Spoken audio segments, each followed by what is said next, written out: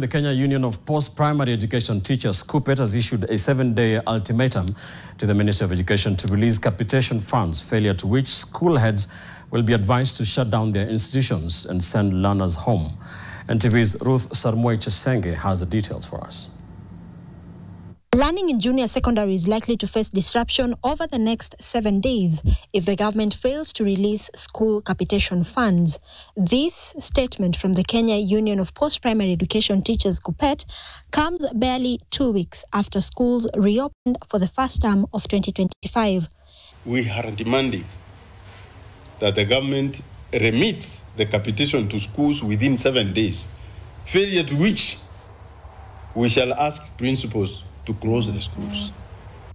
This is despite government's assurance that 48.4 billion shillings had been allocated for public schools, monies most schools are yet to receive.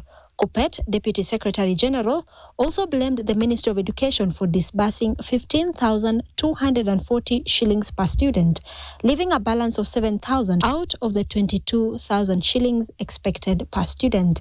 They say an additional 20 to 64 billion shillings are still pending, despite government's promise of supporting access to education. Schools are also reporting increasing insufficiencies by the Ministry of Education in meeting its obligations for textbooks, medical insurance, and other costs for which free day secondary grants are retained.